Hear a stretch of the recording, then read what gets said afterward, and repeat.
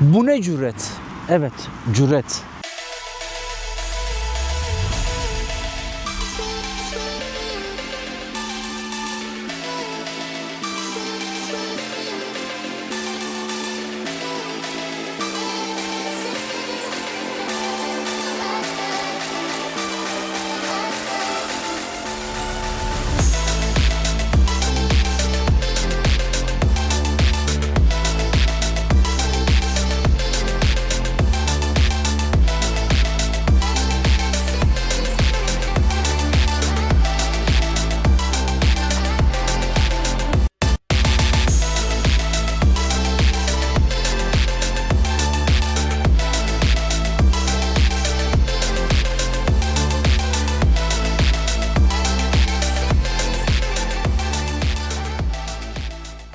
Yüz yıldır motosikletin bir kuralı var.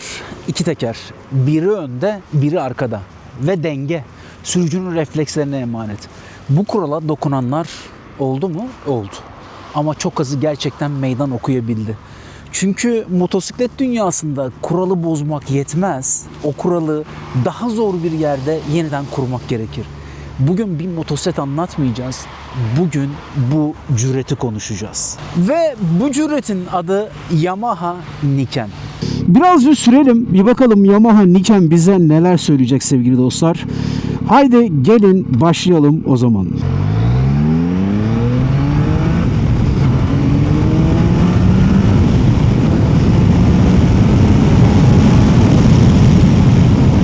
İnanılmaz. Bildiğiniz o Yamaha torku, her şeyle ben buradayım diyor. Sevgili dostlar, hissedilen sıcaklığın neredeyse -2 olduğu ve az önce neredeyse 210 kilometrelerden düşüp buraya geldiğimi, soğuğu iliklerime kadar hissettiğimi ama bu makinenin kalbimi fazlasıyla ısıttığını söyleyebilirim. Bu video bir inceleme değil. Sıradan bir satın alma rehberi hiç değil. Peki ne yapacağız abi? Biz şunu sorguluyoruz. Motosikletin sınırları gerçekten nereye kadar zorlanabilir? Çünkü bu sadece bir mühendislik testi değil, bu aynı zamanda psikolojik bir meydan okuma. Ve asıl soru şu, gelenekleri yıkmanın bir bedeli varsa bu bedeli kim ödemeye cesaret edebilir? Cevaba geçmeden önce bir gerçeği teslim edelim. Üç teker fikri yeni değil ama hiçbir zaman ana akım olmasına izin verilmedi. Çünkü motosiklet kültürü yalnızca mühendislikle değil, efsanelerle inşa edilir. İki teker cesarettir, denge sınavıdır. Düşersen bedelini ödersin anlayışıdır. Üç tekerlekli motosikletler bu yüzden kültürel olarak ana akımın dışında tutuldu. İki tekerin simgelediği cesaret ve denge miti, üç tekerli çözümleri hiçbir zaman tam olarak içine almadı. Ama mühendisler durmadı. Bu fikri sürekli geliştirdiler. Geleneksel sınırların ötesine geçmeye çalıştılar. Ve üç tekerli tasarımlar motosiklet evriminin sessiz ama inatçı bir parçası haline geldi. BMW bunu çok erken fark etti. İnsanlar motosikletten hız yüzünden değil, kontrol kaybı yüzünden vazgeçiyordu. Mesela C1 gibi denemeler yaptı. Düşmeyi engellemeye çalıştı. Ama pazar hazır değildi ki buna. Dolayısıyla BMW doğru soruyu sordu ama cevabı yanlış yerde aradı. Peki başka bir marka? Piaggio. Piaggio daha pragmatikti. MP3 ile 3 tekeri düşük hızda şehir içinde scooter dünyasında normalleştirdi. Dostlar, Avrupa'da binlerce adet satarak bunun ticari bir karşılığı olduğunu gösterdi. Bu bir başarıydı. Ama bilinçli olarak bir şeye dokunmadı. Neydi o derseniz, tahmin edeceğiniz şey motosikletin yatma hissine. Piaggio MP3'ün açtığı bu şehir içi 3 tekerli scooter yolunda Peugeot Metropolis de aynı problemi daha güçlü ve daha premium bir dille çözmeye çalıştı.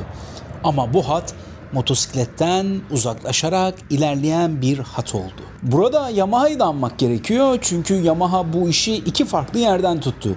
Tricity ile şunu yaptı. 3 tekeri scooter dünyasında düşük hızda, şehir içinde pratiklik ve erişilebilirlik üzerinden konumladı. Tricity bir denge çözümü. Ehliyet avantajı var, şehir içi güven hissi var, güvenlik kullanım kolaylığı sunuyor. Ama Yamaha burada bilinçli bir çizgi çekti. Ne yaptı dersek, Tricity yatmaz. Yatar ama motosiklet gibi davranmaz.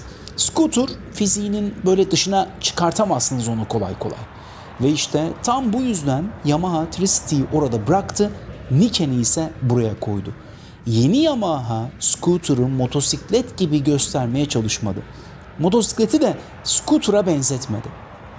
İki ayrı problemi iki ayrı mühendislik diliyle çözdü. Yani şimdi burada bu ayrımı kaçırırsak Niken'i Tricity ile kıyaslarız. Ve o anda konuyu tamamen yanlış yerden okumuş oluruz. Peki bir marka daha var. Kim o? Can-Am. Evet, Can-Am ise bambaşka bir yol seçti. Yatmak zorunda değilim dedi. ATV köklerinden geldi. 3 tekerliydi ama motosiklet değildi. Amerika'da ciddi satış rakamlarına ulaştı. Neydi? Spider serisiyle. Ama orada da çizgi netti.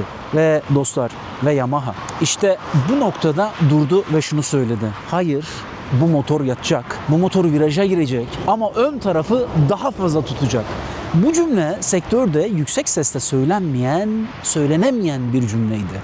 Çünkü burada mesele daha güvenli olmak değildi. Burada mesele neydi abi peki dersen geometriydi. Niken genelde şöyle anlatılır. Önde 2 teker daha güvenli, doğru. Ama bir dakika dur, bu yüzeysel bir anlatım. Asıl fark ne biliyor musun? Asıl fark şu. Abi bu sistem kaymamak için değil, viraj içinde fren yapıldığında yatış, fren ve yük transferi aynı anda bozulmasın diye var. Yani mesele daha az düşerim değil. Mesele fren yaptığında motosikletin geometrisinin dağılmamasıdır. Bizzat kullanmış, deneyimlemiş biri olarak bunu çok net gördüm. Bu fark net konmazsa Niken garip ama güvenli bir oyuncağa indirgenir. Biz de bunu yapmak istemiyoruz çünkü hak etmiyor bunu. Oysa bu sürüş fiziğine doğrudan müdahaledir. Evet abi, yani bütün bunları konuştuk. Ya şurayı biraz daha detaylı anlatmak istiyorum. Çünkü zaten bu Niken'i özel kılan yerde burası. Şu meseleyi tam net anlatalım ki kardeşim bu adamlar ne yapmış burada çok net bir şekilde görünsün. Yamaha bu ön yapıya bir isim veriyor. LMV yani LMW ya da Lean Multi Wheel. Yani bu sadece 2 teker demek değil. Abi bu sistem her iki ön tekerin birbirinden bağımsız süspansiyonla çalışmasını sağlıyor. Yani biri rögar kapağından geçerken diğeri asfaltı okumaya devam ediyor.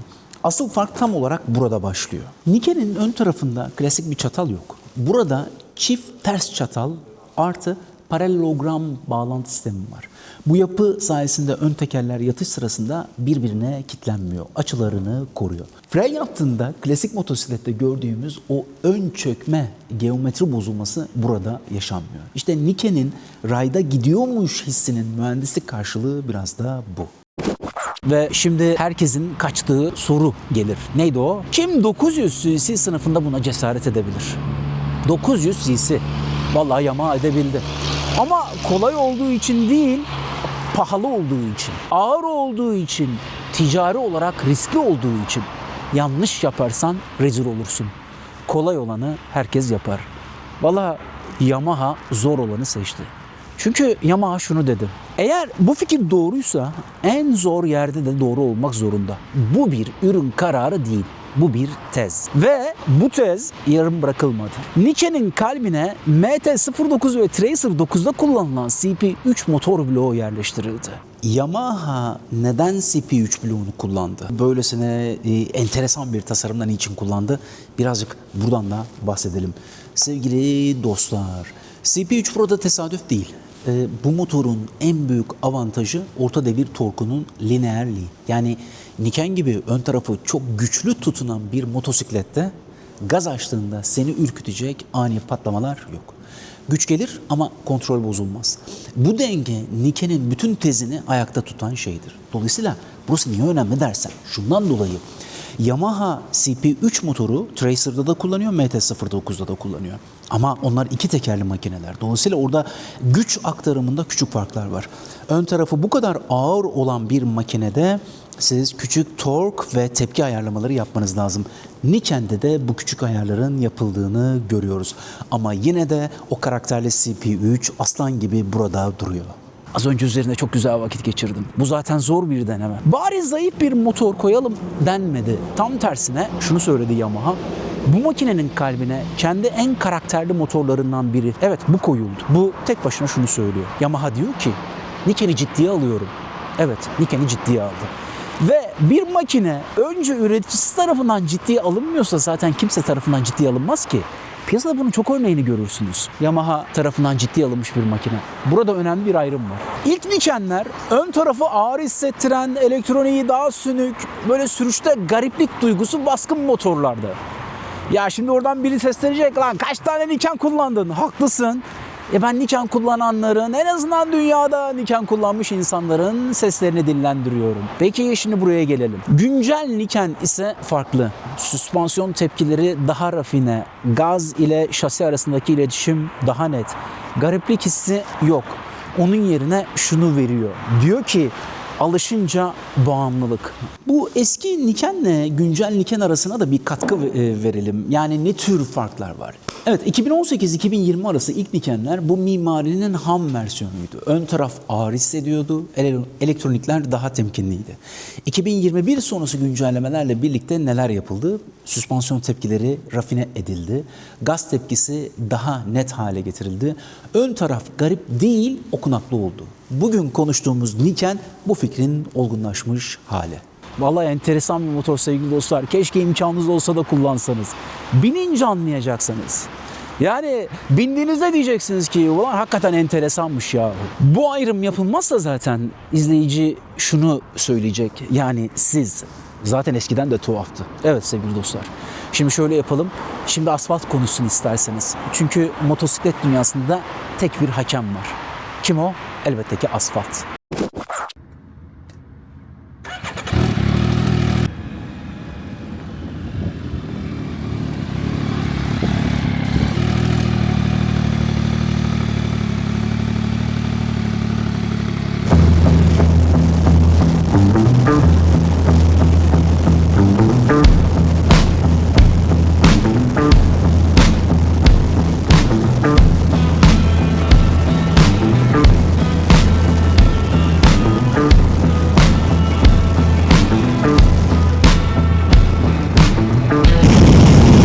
Arkamız boş. Bir fren denemesi yapalım mı?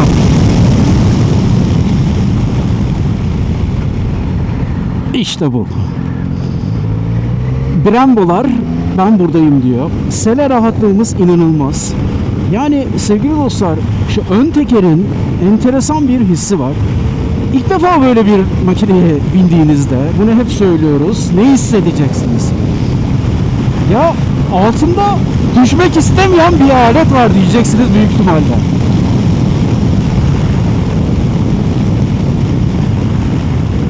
Şu anda biraz yüksek süratlere çıktığınızda o solda ve sağda iki tekerin olduğunu kesinlikle hissediyorsunuz. Yani makine sağa ve sola yatarken o makinenin denge arayışı ve bunun sonucunu vermesini de yine çok net bir şekilde böyle gözümüze çarpıyor. Makinemiz gördüğünüz gibi 13.000 kilometrede. Çalışması, efendime söyleyeyim sesi, torku, kalkışı, kavrayışı, debriyajın küçültmesi ve büyütmesi, buradaki tepkiler çok çok iyi.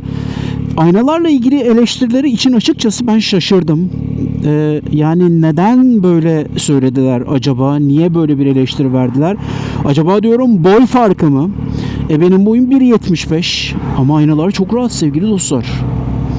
Yani şu anda gerçekten böyle ne bileyim premium makinelerde, KT'lerde gördüğümüz ya da ne bileyim farklı serilerde gördüğümüz aynalarımız var. Aynalar çok çok çok başarılı. Quick Shifter meselesine isterseniz bir bakalım şimdi.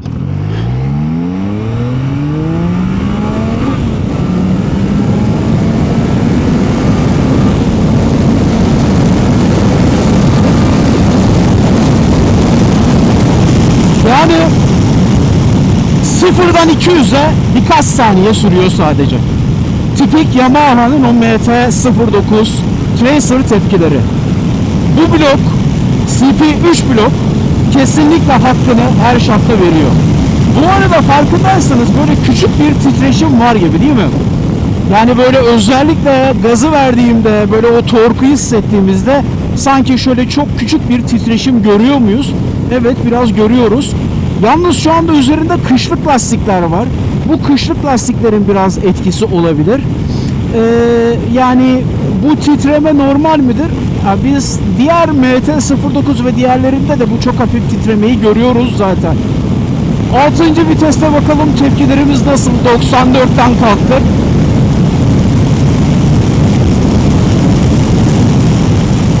Altıncı viteste de tork senin nedir diyor. Ön camımız hiç fena değil. Korunabiliyoruz. Bu açıdan da iyi olduğunu çok rahatlıkla söyleyebilirim.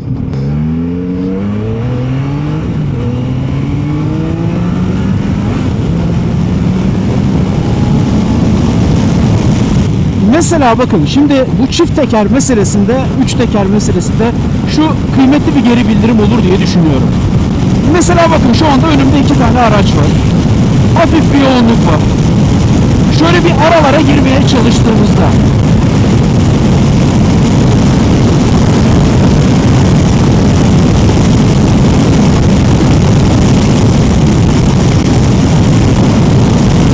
nasıl bir tepki veriyor?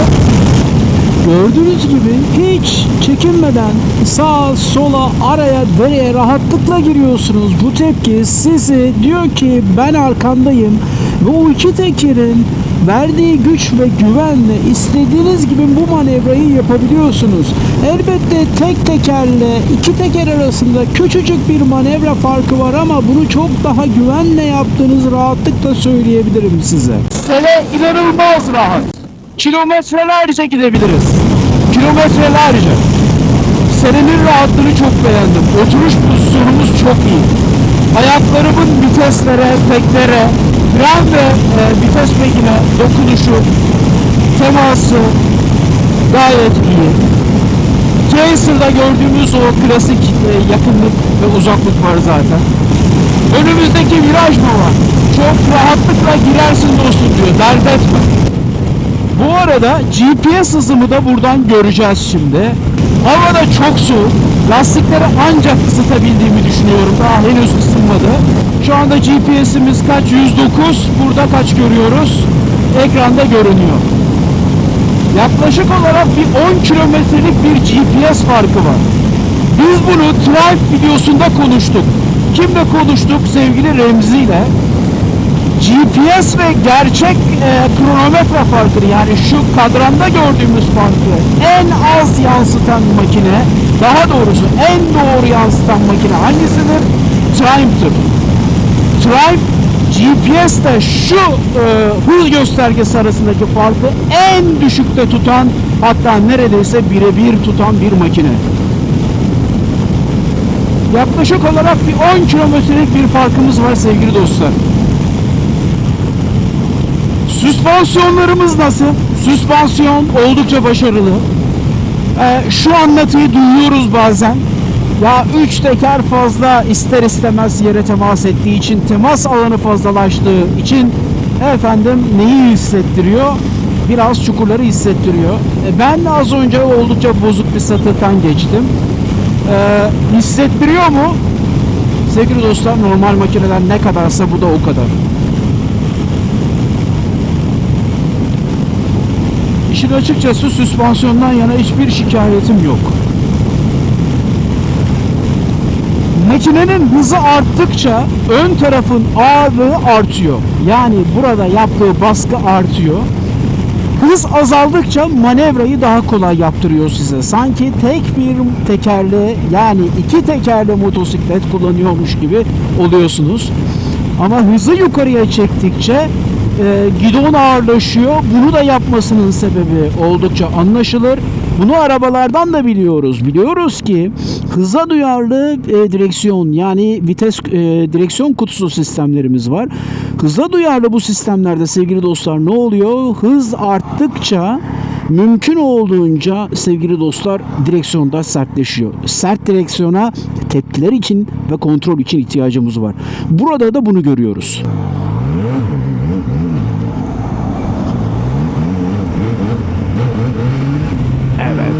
TCS'miz anında devreye giriyor. Yani şu tork inanılmaz ya. Yine arkaya gerçekten yapıştırıyor.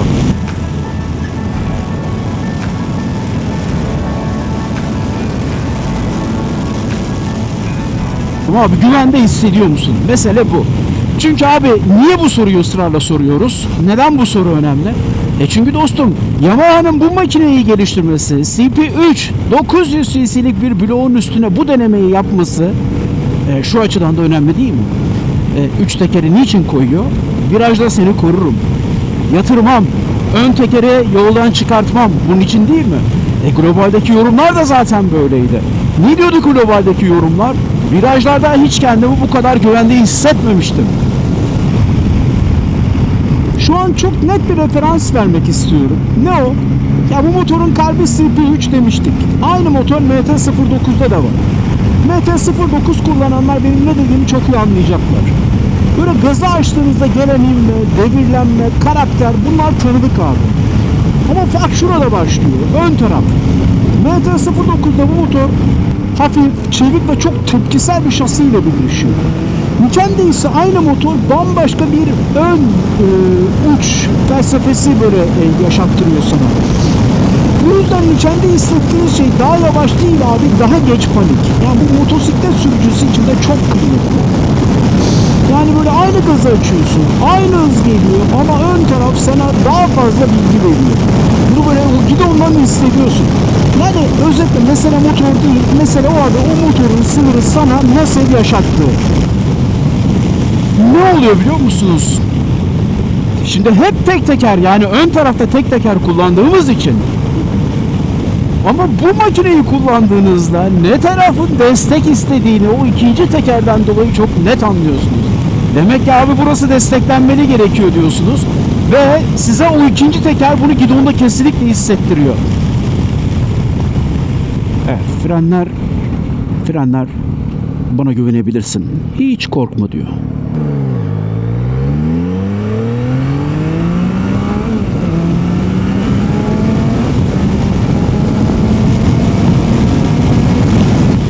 Bir denge konusuna bakalım mı? Ne dersiniz?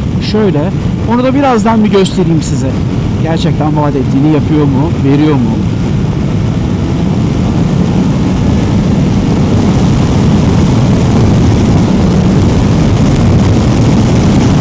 Her viteste şu gücü bulabilmek bu muazzam. Bu Niken'den çok bu işte CP3 900 cc bloğuyla alakalı.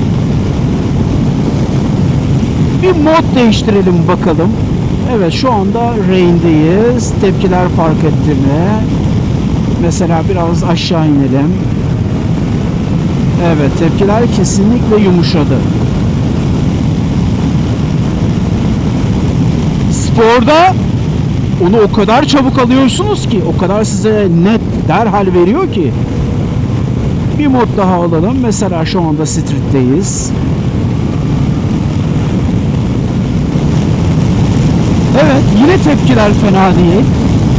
Ama o spordaki top biraz yumuşuyor. Yani modlar arasındaki o geçiş gerçekten çok net bir şekilde fark ediyor mu? Bakın 6. vitesteyim. Rain'i aldım. Çok daha yumuşak. Street'i aldım. Biraz daha efendime söyleyeyim, ben buradayım diyor. Ama sporu aldığımda 6. vitesteyken bile derhal torku hemen size iade ediyor. Hiç vites düşürmenize gerek yok. 90-80'desiniz, 6. vitestesiniz.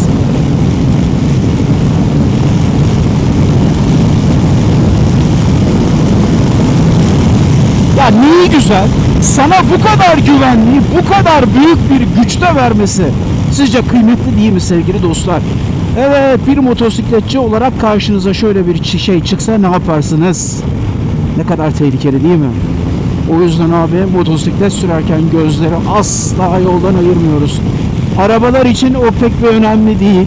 Toparlar ama biz motosikletlileri devirir ya da çok ciddi bir riske sokar. Allah korusun.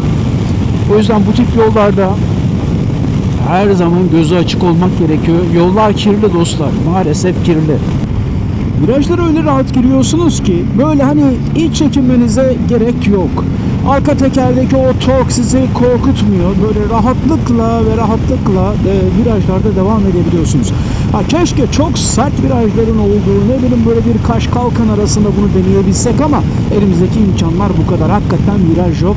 Ama mevcuttaki bütün virajları azami süratte ve mümkün olduğunca dengeyi en zorlayacak şekilde kullanmaya çalıştım. İnsana bu anlamda güven verdiği her şartta ortada. Yine gördüğüm bir şeyi söyleyeyim. Az önce mesela kameraya bu yansımıyor ama ciddi bir tümsekten, yani bir kod farkından geçtim. İki tekerli olması bu kod farkı, buna benzer şeyleri biraz daha sert hissettiriyor. Bu bize şunu söylüyor. Okey, sen bir motosiklet sürücüsün ve deneyimlisin ama Niken tarafında da bir miktar daha deneyim geliştirmende fayda var. Aslında bunu söylüyor.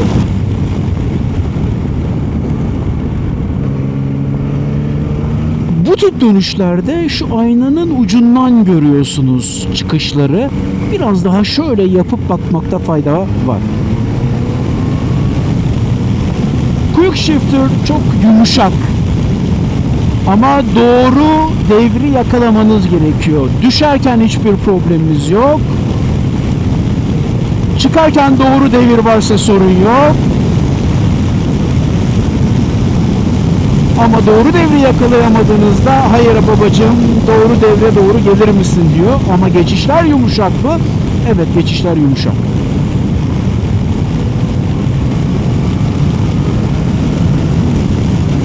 Doğru devirde quick shifter çok iyi çalışıyor.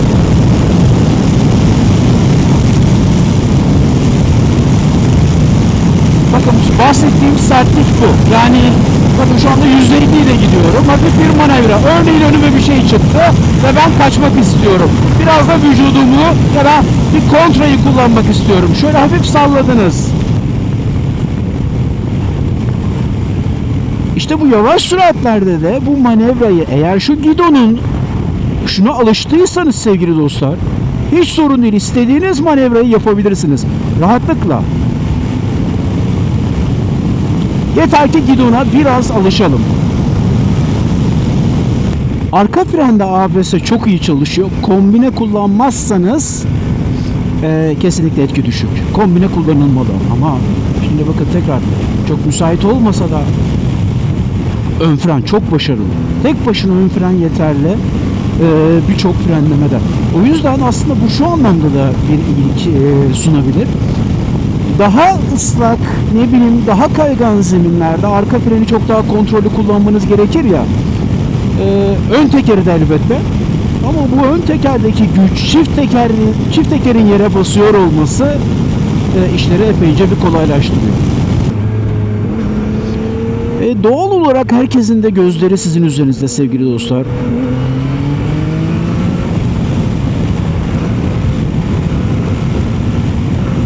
Şöyle bakın, burada biraz manevra bir görelim. Yani iki tekerdeki gibi çok rahatlıkla ne yapıyorsunuz? İstediğinizi yapıyorsunuz sevgili dostlar. Yani şu ikinci vitesteki, üçüncü vitesteki bu muazzam Yamaha torku insana o kadar iyi hissettiriyor ki. Bir de böylesine çift tekerli ve güvenli bir makinede yeme de yanında yat oluyor. Bu makineye alışırsanız bırakmanın kesinlikle zor olacağını düşünüyorum. Bu bir alışkanlık meselesi. Çok rahatlıkla yatması, kalkması.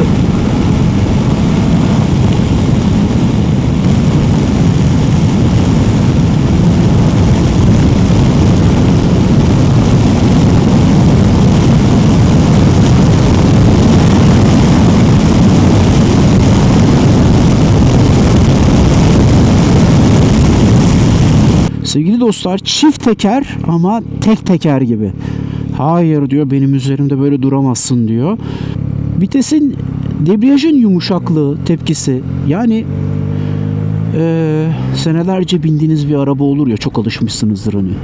Çok o kadar alışırsınız ki ezbere bilirsiniz artık o debriyajın tepkilerini. Bunun şeyine de, debriyaj koluna da, debriyaj tepkilerine de çok rahatlıkla alışıyorsunuz.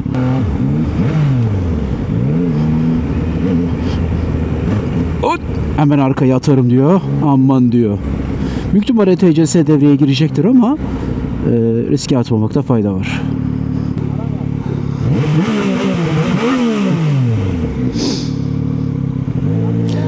Daha iyisi sana olsun.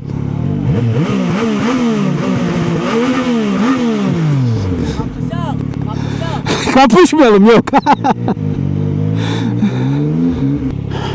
Boşa alma konusu hiç fena değil. Biliyorsunuz vitesli makinelerin birçoğunda boşa alırken böyle bir ne yapar?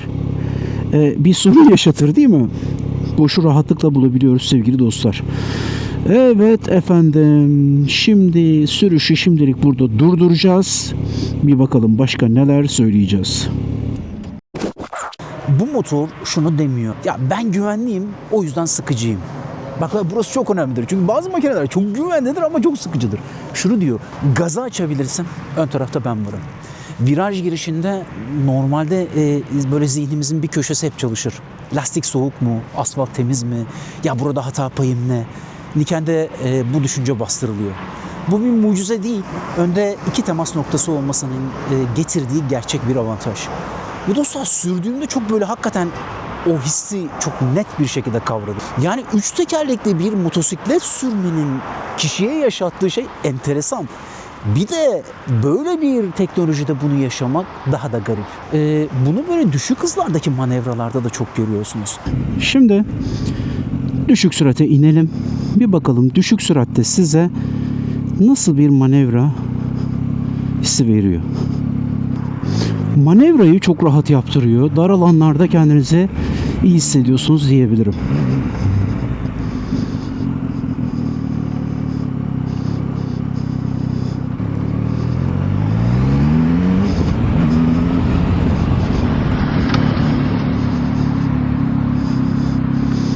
Yani gidon genişliği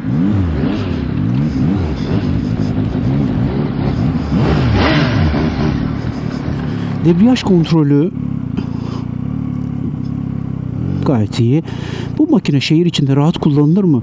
Yani inanın iki tekerli makineden ben bir fark göremiyorum. Hatta hiçbir fark yok. Yapabildiğiniz bütün manevrayı size çok rahatlıkla yaptırıyor. Hatta kendinizi çok daha güvende hissettiriyor. Ayağınızı hiç yere koydurtmuyor neredeyse. Bakın istediğiniz gibi oradan oraya, oradan oraya rahatlıkla dönebilirsiniz. Böyle bir tren rayında gitme hissi gibi sanki ve bu his sana özel değil. Avrupa ve Amerika'daki uzun dönem kullanıcıları 20-30 bin kilometre yapan sürücüler aynı şeyi söylüyor. Yağmurda, virajda fren yaptım, ön kaybetmedim. Bu motor beni çok kez kurtardı diyorlar. Kalabalığın onayına ihtiyaç duymadan kendi kararının arkasında durabilmek. Yani Niken sahibine hızdan çok başka bir şey veriyor. Ya benim yolum farklı diyebilme sakinliği aslında. Ve bazı sürücüler için asıl lüks tam da bu. Bu yüzden satış rakamları düşük. Ama bu bir başarısızlık değil. Çünkü hadi gelin basitçe bir mukayese yapalım. Honda Goldwing de yıllardır aynı segmentte düşük adetlerle satılıyor. Ama kimse ona başarısız demiyor. Çünkü orada da satıştan çok cüret ve sadık kitle var. Niken de tam olarak bu. Yamaha bunu bilerek yaptı. Çünkü Niken hiçbir zaman yüz binler satmak için tasarlanmadı. Dünya genelinde Niken teslimatları 10 binler seviyesinde kaldı. Ama bu Yamaha için bir geri adım değil. Bu bir mühendislik duruşuydu. Herkes almayacak ama alan ne aldığını bilecek motoruydu. Niken'in en büyük başarısı şudur. Sadete gelelim. Sürüş güvenliğini elektronikle değil, mekanik geometriyle çözmeye çalışır. Bu yüzden eskimez. Çünkü yazılım değil, fizik kullanır. Evet dostlar, yani buraya kadar makineyi benden dinlediniz. Ya peki bu makineyi kullanan arkadaşımız ne diyor? Şimdi ben sizi onunla tanıştırayım. Biz her zaman söylediğimiz gibi makineyi kullanan, makineyi sürekli deneyimleyen abi en iyi anlatacak odur. Biz anlattık, bu işin felsefesinden de bahsettik ama bakalım onu neler söyleyecek. Makinenin sahibi sevgili dostlar en az bu makine kadar temiz kalpli bir insan, çok da mütevazı. Emre kardeşim geliyor, bakalım onunla birlikte neler söyleyeceğiz. Koray Abi Hocam hoş geldiniz. Nasılsın? Sağ olun, siz nasılsınız? Abi biz iyiyiz. İyi. Vallahi senin gibi misafirperver biriyle Teşekkür kötü olmak ederim. pek mümkün değil. Olsun güzelliğiniz. Eyvallah. Sevgili dostum, biraz böyle biz seni tanıyalım. İzleyici seni tanısın. Tabii. Biz nasıl buluştuk? Motosiklette deneyiminle, sen kimsin? Hayat deneyiminle bunları bir konuşalım. Zaten akıtacağız abi. Emre Kılıç ben. Diyarbakır'da yaşıyorum. Yani yaklaşık 20 yıldır otomotiv sektöründeyim. Asıl işim otomotiv. Son bir yıldır motosiklete merak saldım. Son 2 aydır da ehliyetim var. Daha önce de kullandım motosiklet ama kaçak dövüştük tabii. Çok Merak etme, yalnız değilsin. Müthiş bir merak, müthiş bir zevk. İnanılmaz zevk alıyorum motor kullanmaktan, satmaktan, almaktan, değiştirmekten, ilgilenmekten. O yüzden hayatıma yeni bir heyecan kattı. Ne güzel. 40'tan sonra da bu işe başlayınca biraz daha işin artık adrenalinden çok işin hissiyatındayız, zevkindeyiz. Bizim GS videosunda orada da konuştuk. Rasim'le konuşmuştuk bunu. Hatırlıyorum. Hatırlıyorsun abi, o da 40'ından sonra başlamıştı. Yani abi bu nedir bu 40'tan sonra motosiklete? Acayip Ne şeyler değiştiriyor? oluyor.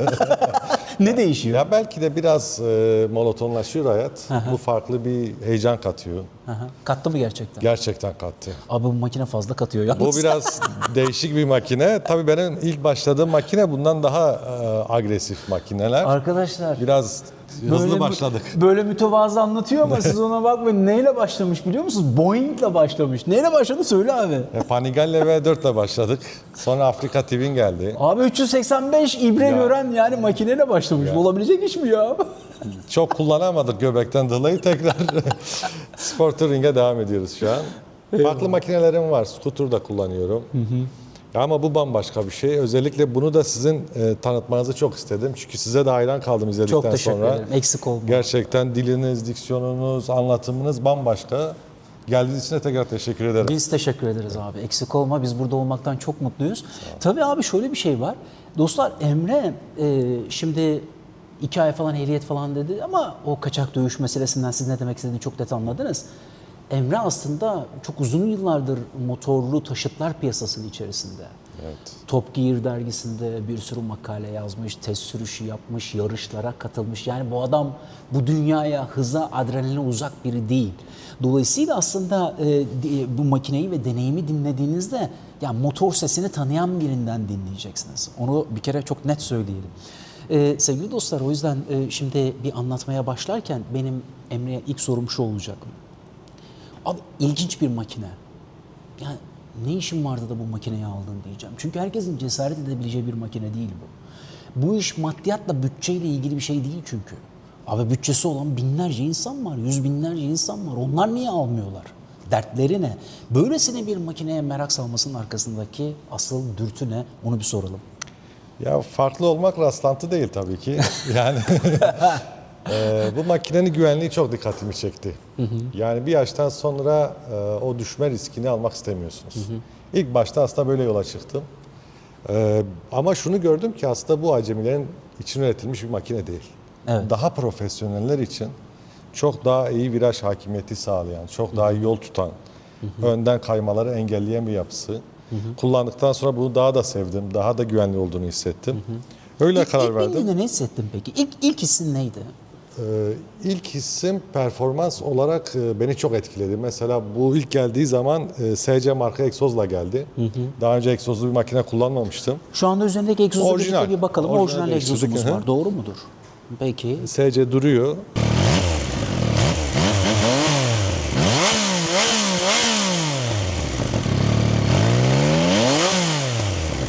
Yaza doğru tekrar takacağım. O biraz beni tahrik ettiği için alışana kadar normalle devam etmek istedim. Egzoz tahrik eder mi? Vallahi biz Eder. erkekler ediyor. Ya. Bunu hanımlar anlamıyorlar ama abi biz egzoz sesinden maalesef Tahrik olan insanlarız. biz motoseksüeliz sevgili dostlar. Aynen Öyle öyle. söyleyebiliriz. Aslında otoseksüelden motoseksüele dönmüş biriyim ben. Emre'nin tanımlamasıydı, bence tam uyuyor. Peki kışlık lastikleri taktırmışsın abi. Makineyi şöyle bir dinleyelim mi senden? Yani mesela ekranını anlatmanı isteriz. Tabii. Yani şöyle yapalım. Deneyimi sen akıt bize. Ama yine şunu soracağım sana. Peki 3 tekerin sen hakkını verebiliyor musun? Yani o bindiğinde 2 tekerden sonra abi ben bunun üstünde çok rahatım dedin mi? Kesinlikle bunun viraj alışıyla tek tekerin viraj alışı arasında çok fark var. Kontralarda çok fark var. Karşınıza çıkan bir çukur olur ya da bir taş olur ne bileyim. Oradan kurtulurken inanılmaz dengede duruyor. Bir de yüksek hızlarda, yan rüzgarlarda inanılmaz iş yapıyor. Peki hemen sana bir soru daha. Tabii. Şöyle yapalım abi istersen. Sen Yamaha Tracer'da kullandın. Evet, Doğru mu? evet. Tracer ile aynı blok kullanıyor. MT-09'da aynı blok kullanıyor. Kesinlikle. Oradaki hissin aradaki fark ne? Performans olarak hiç fark yaşamadım. Zaten çok limitleri zorlayan biri değilim. Yani 900 bu CP3 bloğunun sunduğu şeyi bu da yapıyor. Yani MT9'daki, Tracer 900'deki. Bir tık daha ön ağır ona göre. Evet. Bir tık daha büyük. Şu özellikle bu yan granajlar yani omuz gibi duruyor böyle. Ama üstüne sıfır bindiğiniz zaman. rüzgar Emre. Rüzgar da çok iyi. Dostlar ben bugün -2'de kullandım. Kamerada da dinlediniz, kas kameramda da dinlediniz. -2. Dostlar 204-208 kilometreye çıktım. O süratlerde soğukluk neredeyse -5'e -6'ya geliyor. Hiç rüzgar almadım. Camdan da hiç rüzgar almadım. Yanlardan da hiç rüzgar almadım. Bir şey daha söyleyeyim. Bu makinenin videosu yok. Yani 2023 GT'nin bu yeni kasanın net böyle sizinki gibi anlatılan bir videosunu Türkiye'de göremedim. Eski kasalar var. Normal Niken'lerde, normal Niken GT'lerde. Ama böyle büyük TFT ekranı olan, işte hız sabitleyicisi olan son kasanın videosu yok. O yüzden de çekilmesini çok istedim. Evet. Benden sonra alacaklar en azından YouTube'da izleyip görsünler diye. Yani bu makineyi böylelikle ben test etmiş oldum. Evet. Yani bize güvenen insanlar, peki sana telefon açsalar ve deseler ki ben bu makineyi almak istiyorum Tabii. deseler, bence gönülleri rahat olsun. Sebebi de şu, sevgili dostlar, freninden gazına, tüketiminden tutun başka şeylerine kadar. Neredeyse her şeyinde böylelikle test etme imkanı buldum. Peki sen bir ekipman olarak neler ekledin? Buraları anlatmak ister misin mesela? Sen Ya bu buralarla şeyi ilgili? başta söyleyeyim yani sanıldığı gibi iki teker üzerinde duran bir motosiklet değil. Onu karıştırıyorlar. Tristiler gibi ve Yamaha'nın onun gibi değil. Bu teknoloji iki tane gördüğümüz amortisörden oluşuyor ama bir tanesi amortisör değil. Bir tanesi taşıyıcı. Taşıyıcı. Çatalların, lastiklerin birbirinden farklı olarak esnemesi de çok büyük avantaj. Bazen şose bir yola girmeden ya da yolun kenarındaki toza girdiğinizde bu teker tozun kaygan zemindeyken diğer tarafta fren yaptığınız zaman sağlayabiliyorsunuz dengeyi. Çok iyi Koray Hocam hissettiriyor. kafadan kayma derdi yok. Yok abi. O muazzam bir şey. Yani yeni başlayanlar için zaten bulunmaz bir şey. Aynen. Yani en çok korkulan şey o zaten motosiklette. Seriyi çok beğendim. Sele konforlu, Seri çok rahat. yere de yakın. Kilometrelerce gider misin? Kilometrelerce gidersin Gidersin. bence. Ben o kısmı çok beğendim. Arka değil ama ön için bunu söyleyebiliriz. Arka biraz küçük gibi. Yani şimdi işin açıkçası artçı olarak binmedim ama hani bu küçüklükte GS'lerin de bu civarda. Evet. Yani gerçekçi olalım. Rahat mı? Ben çok rahat ettim. Yumuşak Ben söyleyeyim. malzeme fena değil. Bendeki... Artçıyı sorabilirsin bu arada. Evet doğru. Artçımız var ya doğru. Artçımız bakalım ne düşünüyor acaba? Ona da bir fikrini soralım mı? Soralım. Gelsene abi gel bakalım artçımız. Dostum isim neydi? Mustafa. Mustafa nasılsın kardeşim? İyiyim teşekkür ederim. Bugün sen de bu soğukta bindin artçı olarak rahat mıydın?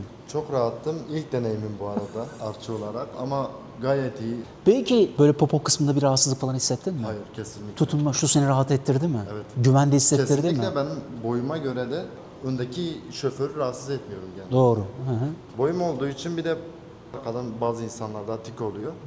O tutunma kısmında rahatlık yaşıyor. Hani tutunmama gerek yok. Şoför de rahatsız olmasın diye. Bence daha çok kullanışlı. Peki tork aldığında böyle bir güç aldığında böyle bir gaza bastığında arkadan ne hissettin? Uçak gelir gibi şey oluyor. Arkana yaslanıyorsun. O heyecan veriyor. Vermez olur mu ya? Çok iyi. Seni bir de ben arkaya bindireyim. Şöyle bir 210 falan yapalım seninle. Ne dersin? Ama kalp krizi geçirirsen sorun. Dostum bu soğukta olmasın. Dışarı gerçekten çok soğuk. Çok soğuk. Eyvallah kardeşim benim. Çok teşekkür ederiz. Biz o zaman Emre ile devam edelim. Eski kasayla arasında neler var desek fark olarak koltuk yapısı farklı, ekran farklı. En büyük fark aslında. Isıtmalı elcikler var bunda. Renkler farklı. Mesela bunda sadece siyah renk geliyor. Onda yanılmıyorsam gri ve mavi renk var. Evet farklı bir renk var. Amortisörler sarıydı onda. Bunda siyah. Oradan ayırt edebiliyorsunuz farkı. Yan Sen- çantalar orijinal. Aynalarla ilgili hemen bir şey soracağım. Aynalarla ilgili bir eleştiri var Aynalardan mı? çok memnunum. Abi ben Her de çok izlediğim memnun kaldım. videoda da tam tersi söylendi. Yani aynalara diyecek hiçbir şey yok. Ben çok memnunum yani dediğim gibi videolarda hep eleştirilmişti. Ayna omuz görülüyor, elcik görülüyor diye öyle bir şey görmedim. Ha belki eski kasada elcik koruma olduğu için etkili olabilir. Yakıt tüketimi nasıl? Yakıt tüketimi performanslı kullanınca 6-6,5'ları buluyor. Ben Street'te kullanıyorum. Genelde 5, 5.2, 5.5 gibi ortalama yakıt. Ben kendi ismini söyleyeyim, sen ne dersin? Ben modlar arasındaki farkı çok net hissettim. Sporda çok farklı. 6-7 binden sonra kuduruyor böyle. Tutamıyorsunuz yani. Yani Arkayı falan sallıyor. Yani aynen öyle. Elektronik süspansiyon yok. Yok. Ayarlamayı elle yapabiliyorsunuz. Önde de arkada da ama elektronik değil. Bir ayar düğmemiz var şurada. Bir gösterebilirsin. Arçı binecekse şurada ayarını değiştirip sertleştirip ya da yumuşatabiliyoruz. Özellikle arçı bindiği zaman çok işe yarıyor. Önde de tabii şurada tornavida ile ayarlanıyor. Sertliği, yumuşaklığı. Ekstradan gidon yükseltme var. Evet, onu Ondan soracağım. bahsedeyim size. Çok işime yaradı. 1.82 boyundaki kişi için iyi midir? Gayet yeterlidir. Ha isteyen olursa eğer daha da düşük sele için Yamaha'nın orijinal alçaltma kiti var. O da uygulanabilir. Ama motor o konuda kullanım olarak çok rahat. Yani diyorum ya yeni başlayan biri için bulunmaz bir motosiklet. Bu makine ender bir makine. Herkeste olmayan bir makine. Çok ilgi çekici bir makine. Çok ilgi çekici. Orayı da söyleyelim. İlgi çekici bir Şimdi makine. sen böyle çok ilgi çekmeyi seven biri değilsin ama İlgi çekiyor ama o bazen de şey oluyor. Rahatsız edici oluyor. edici oluyor. Özellikle otomobiller yanaşmaya çalışıyor. Hani ne oluyor diyorsun bir anda. O biraz etkiliyor bizi. müthiş bir fren var. Onun araştırmalarıma dayanarak söyleyeyim daha üstü yok. 2 lastik var orada yani o. Peki biraz ekran deneyimini falan anlatsan. Olur. Şu sisleri, donanımları neler yaptırdın? Onları bir dinleyelim abi senden. Araç komple karbon kaplandı aslında. Şu gördüğünüz bütün detaylar orijinal sulu karbon derler buna. Şu bloğun üstündeki, amortisörün üstünde, kulenin üstündeki, şu çamurluklardaki. Buralar hep sen sonradan yaptırdın. sonradan yapılmış karbon. Çok şık duruyor ama. Şu çok orijinal yakışmış. değil aslında. Böyle bir parça yok. Normalde top case takarlar buna. Vallahi çok şık olmuş. Çok şık oldu. Biraz akrebe benzetti arkayı. Şeyde mi yaptırdın? Yamaha serviste mi yaptırdın? Serviste yaptırdık. Çok iyi. Ondan sonra ekstra neler var? Hella sis farları var. Abi Çok- bir açalım, bir çok gösterelim. yüksek Yapsana güçte. bir şovunu şuradan.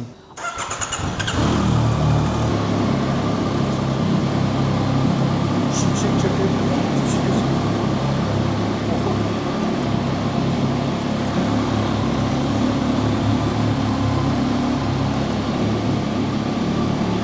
Abi disko topu gibi.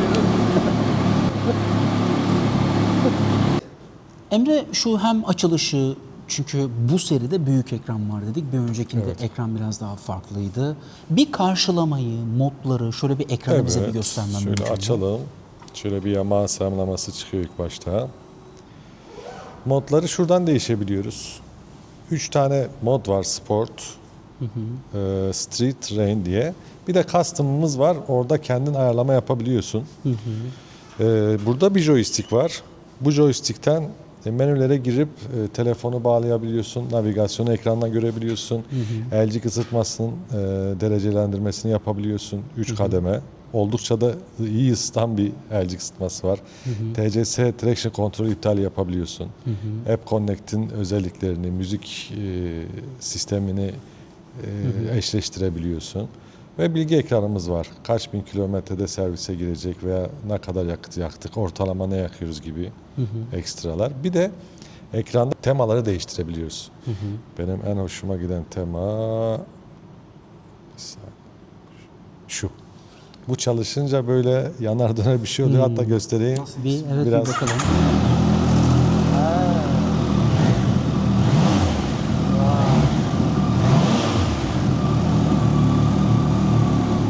Bir kornamızın sesini bir alalım abi. Hey maşallah. Sesimiz Cruise kontrol var. Hız sabitleyicimiz. Kullanıyor musun peki? Vallahi güzel oluyor. Yani böyle yorulduğun zaman açıp 80-90'la yavaş yavaş sağdan giderken yormuyor. Üzerine kış lastikleri taktırmış Emre. Yeni Evet. taktırdın. Yeni taktırdım. Bir tık yükseltti makineyi. Yani şöyle 1-1,5 santim kadar dişli olduğu için eski lastikler daha spordu, daha alçaktı. Çok memnun kaldım ama. Ben yol tutuşunu çok beğendim. Yani inanılmaz kaygan zeminlerde iş yapıyor. Şu soğuk asfaltta bence hiç fena değil. Evet. gayet iyiydi. Mesela çok sert kalkışlar yaptım. Arkayı çok az sardı. Bunu da hemen ekleyebiliriz. Zincir, bakım aralıkları, oraları ne yapıyorsun abi? 10.000'de bir bakım aralığı var. Maliyetin ne? Serviste yaptırıyorum. En son hatırladığım 6.000 bandında. O bazı şeyler de değişmişti o zaman. Tam hatırlamıyorum, faturası vardır. Garanti uzatımı çok güzel Yamaha'da. Mesela bu motor 2023 model ama 2028 yılına kadar garantili. Çok iyi. Garanti kapsamı neyi ele alıyor? Yani her şeyi ele alıyor aslında. Elektronik? Elektronik, mekanik, ha nedir? Balatan gider, onu sen değişirsin. ayrı O bir şey, otomobillerdeki gibi. Onun dışında her şey garantili. Servis hizmeti çok iyi. Benim bulunduğum ilde isim versem olur mesela. Gayet tabii ki. Kardeşler diye bir şey var burada. Bölgede popüler bir marka. Hatta Türkiye'nin ortalamasının tam tersine çevirmişler işi. Mesela Türkiye'de en çok Honda satarken burada en çok Yamaha satar. Bunları görünce, bunlara binince aslında motosikletin, benim yaşımdaki birinin bu motosikleti kullanabilmesi daha iyi olur ya da bana daha uyar diye düşünüyorum. Bu arada Panigale de kullanabilir benim gibi biri ama bu bana daha çok uydu. Doğru. Çünkü bunun güvenliği, bunun yapısı, sürüşü bana daha çok. Ya bak sana bir şey söyleyeceğim abi. Küçük bir ara yorum yapalım. Ya sevgili dostlar. Ya bu tecrübe meselesini falan biraz bence fazlaca abartıyor muyuz acaba? Ya bu biraz göreceli bir mesele midir? Biliyorsunuz Allah rahmet eylesin Deniz bir kaza yapmıştı. Gitti Evet. kamyonu arkadan çarptı. O çocuk müthiş işler yapıyordu. O çocuğa fırsat verselerdi belki de pistlerde bambaşka işler yapardı. Mekanı cennet olsun inşallah. Bu iş tecrübeye bakıyor mu abi? Bir anlık dalgınlığa Kesinlikle. bakıyor. Yani o kadar iyi bir sürücü bir anlık dalgınlıkla gitti efendime söyleyeyim kamyonun arkasına girdi. Yani netice itibariyle yeni sürücü eski sürücü diye bir şey yok abi. Dikkatli sürücü ve sürücü var. dikkatsiz sürücü, özenli sürücü ve özensiz sürücü Aynen diye bir öyle. mesele var abi. Peki başka neler söylemek istersin abi? Şunu söylemek isterim. Dediğim gibi sizinle buluşmamızı da biraz anlatmak istiyorum. Instagram'da videolarınızı Eyvallah. izleyip sevdikten sonra içime şu doğmuştu yani. Dedim ki ya bir YouTuber'ımız olsun, böyle bu işi bilen profesyonel biri gelsin bizim Diyarbakır'da bu motoru insanlara bir anlatsın. Çünkü gerçekten GT'nin 23 modelinin yeni kasasının videosu yok. İnanılmaz bir açık var. İnsanlar bir bilgilensin, kullanıcı deneyimini yaşasınlar, öğrensinler, gönül rahatlığıyla alsınlar diye böyle bir şey aklıma gelmişti, söyleyeyim dedim. Makineden çok memnunum. Yeni kasası çıksa bir daha alırım. Ciddi misin? Özellikle de ya AMT olursa, yani otomatik şanzımanlı olursa daha da zevk duyarım. Ya ben onu düşündüm biliyor musun? Bu arada güzel sözlerin için çok teşekkür ederiz abi. Dostlar bunları duymak bizim için çok şey. Çünkü biz Happy Top'u aslında geçmişteki hikayemize dönüp baktığınızda şöyle bir 4-5 aylık bir hikayemiz var. Ama böyle güzel kalpli insanlara ulaşabilmek, onların teveccühüne efendim böyle mazhar olabilmek bizim için oldukça onur verici, gurur verici.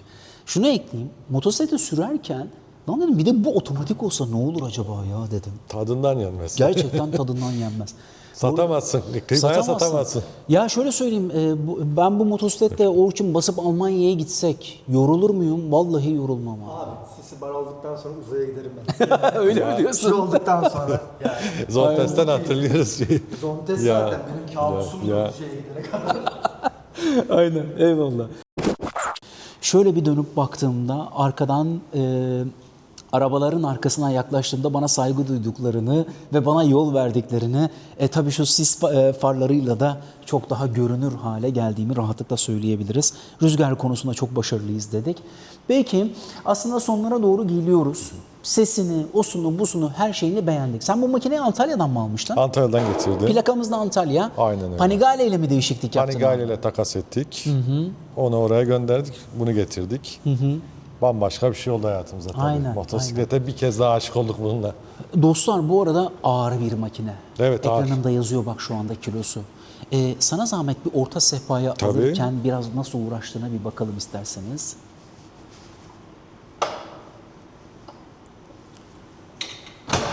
Evet abi.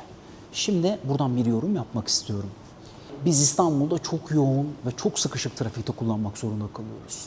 Ve bu arada Türkiye'nin farklı şehirlerinde araba yani motosiklet kullandıysanız İstanbul'un motosiklet için çok da uygun olduğunu göreceksiniz. Sebebi şu, emniyet şeritleri var. Bir İzmir'e gidin bir bakalım motosiklet kullanmaya çalışın. emniyet şeridi yok sevgili dostlar. Evet. Yani İzmir'de motosiklet kullanmak çok zor. İstanbul bu anlamda çok önemli. Şimdi şunu düşünüyorum. Ben bu motosikletle emniyet şeritlerine girebilir miyim? Evet girebilirim. Birçok yerde girebilirim. Belli başlı yerlerde çıkmak zorunda kalacağım. Ama Kadıköy'e, efendime söyleyeyim Beşiktaş'a, ne bileyim Tophane'nin oralara, manevra alanının, Çengelköy'e, tepelere, yukarıya çıkmak istediğimde orada beni biraz zorlayabilir. Dürüst olun, bu makine babacığım 1000 kilometrelerce git makinesidir. Bu makineyle sen Beylerbeyi'nin tepelerinde manevra yapmakta zorlanırsın. Sevgili dostlar, özellikle boyu 1.70'in altında olanlar için zorlu olabilir mi? Zorlu olabilir. Alçaltma kitini mutlaka düşünmeniz gerekir. Evet. Boyunuz 1.70 ise bence kullanabilirsiniz. Şimdi o zaman yavaş yavaş sonlara geliyoruz. Çantaları da göstermek isterim ama. Ben Çok şık evet. çantaları var. Aa doğru ya. Güzel. Hemen bir çantalara da bir bakalım. Çok şık orijinal çantaları var. Peki bir şey soracağız. Abi neden arkaya? Top case. Evet, tapkez niye taktırmadın? Çok daha iri olmasından korktum açıkçası. Sadece o mu yoksa estetik kaygı çok? Ben çünkü hiç yakıştıramıyorum. Ya çok yakışmış abi böyle. Bu şekil çok güzel. Yani sen buna tapkez taksaydın bence çirkin olurdu. Şu anda muazzam olmuş. Ama bu yan çantaları gördüğünüzde belki fikriniz biraz daha değişebilir. Biraz daha Hadi gel bir bakalım abi. göstermek isterim. Biraz daha trafikte yol veriyorlar bu çantayı görünce Abi sanki. bir çıkartıp tekrar takar mısınız? Tabii. O kadar kolay takıldı Çok ki kolay. dostlar. Şöyle çevirdikten sonra bunu çekmeniz yeterli. Çok güzel. Bir daha bir takalım abi. Tabii şöyle bu konuda da Yamaha iyi iş çıkarmış. Şöyle yapıp kilitleyebilirsiniz tekrar. İçi müsaitse şöyle bir Tabii, açsan tabii. bize abi. Hemen ona da bir bakalım. Kaç litre hacim olarak biliyor 30 musun? diye biliyorum ama 30 veya 33 olabilir. Tam emin değilim. Yani neler koyabilirsin? Tabii tabii. Kaskın girer, başka şeyler girer. Abi bir sürü şey alır burayı. Şunu da bir diğerini de bir takalım istersen. Tabii. Onu da bir görelim. Tamam.